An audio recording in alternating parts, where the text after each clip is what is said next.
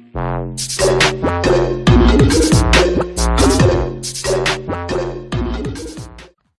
hey, man, you've been doing a lot of media, so we appreciate you coming on the podcast. You were up in Detroit, as was I, but I didn't get to get in the back and speak to you. But one of the headlines that sort of came out of that, it seemed like to be the most prominent headline that people were talking about is, did you say that you were willing to vacate your title in order to pursue Georges St-Pierre at 185 pounds? Can you explain that for us? Yeah, it's tough for me to even, be in a position where, that's an option right now, because every time I talk to Dana or start talking about Georges St-Pierre, no. It's crazy when everybody else can go down a weight class or go up a weight class and attempt to, secure a couple belts. Let Tyron Woodley start talking about it, and it gets shut down. It reminds me of my dad when I was younger. I used to be like, can I go outside? No. Can I have a fruit snack? No. Can I freaking go play basketball with a friend? No. Before I even opened my mouth, I felt like it was going to be no. But at the same token, every time something is needed for me, the expectation is for us to be yes, of course. 4 weeks notice, no problem. Disappointed that's not going to draw any pay-per-view? Oh, I would love to. So I just going to, keep that in the back of my mind when some people start asking me some stuff. Are you almost at this point by the UFC expected to be just remain at the welterweight division, like you said? Because there are a lot of fighters at your level and higher that are sort of jockeying whatever weight class it is, big money fights, whatever. Are they sort of hoping that you just stay put and, be a good UFC soldier for the remainder of your contract? Yeah, they can't decide what weight class you compete in, though. How about all the guys that go on 3 fights losing streaks and switch weight classes, and we forget they even lost, or someone wants to go up to challenge for a new belt. I'm not trying to do what Conor did, or people that are just challenging for a belt to say they have 2 belts and not planning on defending it. I'm planning on switching the weight class. If that's what it takes for me to fight Georges St-Pierre, who was supposed to be the greatest welterweight of all time, for me to go out there and submit that victory for my legacy, if it's worth me going up to a completely different weight class and competing in that weight class for more than just one fight, I'm willing to do it. I don't think George had many plans on competing in that weight for very many fights. I think he saw Michael Bisping was a good style matchup. Even Robert Whittaker is challenging, but still a decent matchup for him. He might knock those 2 fights out, maybe a super fight with Conor or somebody else after that and be done. So I'm actually willing to, compete in that weight, even though I'll be grossly undersized, outpowered by some of these guys. But I think mine is a strong muscle, man, and I've been using that the entire career. Well, seeing you move up to middleweight to fight Georges St-Pierre at middleweight would be just about the most 2017 MMA thing I could think of. We've seen a lot of things take place in this sport this year. It doesn't always make the most sense. I mean, if you guys are going to fight, why doesn't he come down to you? And quite frankly, I think that's what he wants to do. Like you just said, I don't think he wants to fight at 185 anymore. But he doesn't want to come down to our weight class and start defending the belt with all these new guys. At one point, he was able to look down at all these guys. He was at the throne. He got to watch film, watch them compete against other people. He was fighting 2 or 3 times a year. And he was able to spectate and watch his opponents. He's been out of the sport so long. These guys are going to be new to him, new challenges, new threats, training, and just the science of the sport has evolved in a manner where, he can't just go out there and jab and take people down. Guys are going to be able to defend the shot. Guys like me, guys like Carl Usman, maybe some other wrestlers in the division, and then some guys are going to be punching harder. I'm going to be punching harder than he will be.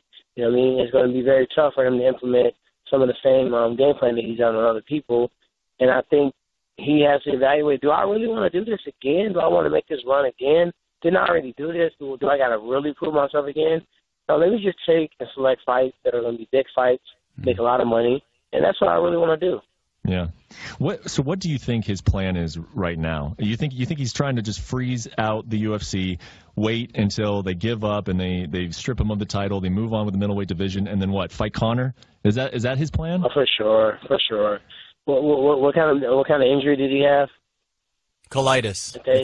It's a bowel. Yeah. It's like an inflammatory bowel disease that I think he needs to take pills. Nobody's going to question it. Nobody's going to check. Nobody's going to give him a freaking enema and make sure he's all right, so he can roll with that injury and nobody's gonna challenge him. At the end of the day, I'm not saying he's not injured, but he's not a silly guy. He's a very smart guy, very calculated, and I don't think he's going to defend that belt. That belt doesn't really mean as much to him. He just want to say that I was champ at welterweight, I was champ at middleweight. Michael Bisping was a perfect fight to come back on. A guy that didn't have a ton of power, durable, wasn't as clean of a striker as George was. Obviously George was able to take him down. He clipped him with the left hook based upon just studying tape and knowing that, he doesn't defend well on certain sides. So he was smart, man, and it was a good fight.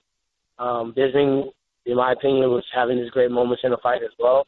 But it was a safe fight to come back. You don't want to come back with a guy that's in a rhythm, guy that's hungry, guy that's been fighting the most active champion currently on the roster, 4 fights in 12 months, and better wrestler. Yeah, he had the highest takedown. I don't know if it was highest takedown rate or whatever the actual stat was, but I have the highest takedown defense in our sports history. So I'm like, does it make sense for him to fight me style-wise?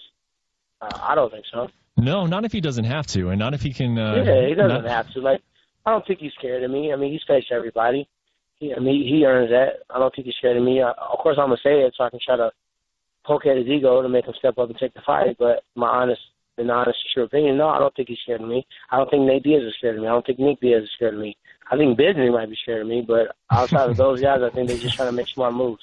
What I want to know is, I want to know, I mean, it's been a really, trying year for you in terms of finding opponents and calling people out, and fights aren't happening, and there's so many names that have been attached with you and challengers, and then all of a sudden people come in and sort of, have their way with the division and because they're legends, etc. I mean, how frustrated are you right now? I can complain, but also I got to recognize that I'm blessed. Got to recognize that I'm healthy, minus, the injury that's pretty public. I'm in my right mind. I'm fighting. I'm a champion. A lot of people lost their belt in November. Maybe it wasn't guys with them for me to fight on that card. Because the thing was, all the current champions ended up losing their belt on that card. I defended my belt 3 times, fought 4 World Title fights in 12 months. I've been super active on Fox. I got my own TMZ show, Hollywood Beatdown. I've been doing a lot of acting stuff, a lot of TV stuff, a lot of motivational speaking, and I got some new things coming up, my foundation, some books, and just, trying to brand myself in a different direction. So I can't complain about my life. My life is good. I have a good life. And then also everybody, so quickly to point out the things that are going wrong, I do want to sit and reflect on the things that are actually going right. Yeah.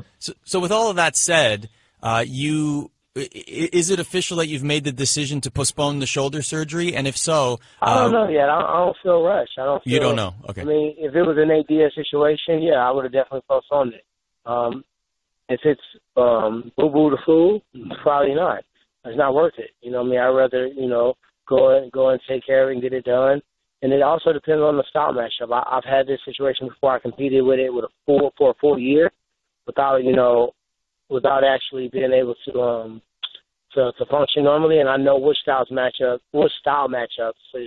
that I will be able to, actually go out there and fight and feel pretty confident. If you do do the surgery, what is the recovery time, and takes you out for how long? I don't need a complete reconstruction. I got a slap tear, so I didn't fully tear it. They call it like a clock, so I didn't go from 12 to 12. I went from around 12 to 6. It's pretty severe. 12 to 7 o'clock, they typically say, man, go ahead and have the surgery. So I had 3 opinions. One guy was just not interested, so I didn't even use his opinion. I threw it out the window. One guy strongly suggested I did. The other guy strongly suggested I consider stem cell, PRP, and some other stuff first, or do the surgery, not for reconstruction, clean it up, tack it down, then inject PRP and stem cells on the way out. Well, let me ask you this, because it does seem like there's some – obviously you need to figure out what you're going to do with the shoulder, and that will have a big impact on this. But, okay, so let me ask this one first. If George's plan was to win the middleweight championship, and then sit out, basically force the UFC's hand into stripping him, and now he's hoping for Conor McGregor. And this is all going to tie into what I'm going to ask you next. Do you think it works? Do you think Conor McGregor and George St. Pierre are going to fight each other in 2018? It's hard to say with George, and George is good at getting us all pumped up, getting us excited, and then making us wait. So I don't know what his plan is. Like no contract. UFC is not going to make a contract. I've seen the contracts. They're not going to change George St. Pierre's contract. Nor would George St. Pierre sign a contract that boxes him in and forces him to fight Robert Whittaker and Robert Whittaker only. You know why? It's a crazy sport. People fail drug tests. People get injured. People retire. People, we can't control with another opponent. So when they tell me that he has to fight Robert Whittaker, it's full of crap. Because why didn't Bisping have to fight Robert Whittaker? You know what I mean? Why didn't he have to fight him? So it tells me that whatever the fans deem to be exciting, what they'll be willing to pay for when we talk on pay-per-view, those are the fights that are going to happen to take place. So I don't buy that, man. I think it's BS. I don't think, he can't fight you because in his contract he has to fight middleweight. Okay, well, I'm telling you, let's keep the contract. God, I would hate for him to get sued. Let him fight me at middleweight. I'll give you a belt up. Here, you can have it back. Yeah. Let me fight for the belt. Let me go up to his weight class with no belt, meaning that if I lose, I'm no longer the champion in any division. So when you put that out there like that and the answer is still no, that tells me that, what, it's not going to happen. So that's a perfect segue into my next question is what happens, how many times do you fight next year, and who do you think those fights are against? Give us your best guess. Hopefully it's 3 times next year. Hopefully, I shut a couple fools up real quick, and then I get to a point where I'm in position. UFC, we don't have that many stars, man. They're looking around and searching. They're trying to force feed the stars, people that are, they feel like it's going to fit the mold. And at the end of the day, it's a volatile sport. It's 4-ounce gloves. These people take losses. They lose belts, and then you're stuck in the same position. Why not utilize a person that's doing the most by himself, definitely freaking fight in a certain way, looks a certain way, never failed a drug test, not giving you hell, and going out there and promoting himself and showing you that, hey, man, everybody else sees it. He's right underneath your roster right now. So with all that said, I think I'll fight 2 fights. Maybe they shuffle the deck. There's a lot of really pivotal matchups in the welterweight division. Maybe those fights pan out. A true number one that emerges, I'll fight 2 of those guys. And then by the end of the year, hopefully by November, Madison Square Garden or, the New Year's Eve card, I'm fighting a big name. I'm fighting somebody that's a fun fight, that's a legacy fight. And that'll be a good closeout for 2018. Tyron, are you telling me that the $30 million Alistair Overeem fight is not going to happen? You know what? After Ngannou, man, I might take that fight against Alistair for 15 What weight class? Man. What weight class, man? Ooh. What weight class? It don't even matter, man, because Ngannou took half his chin.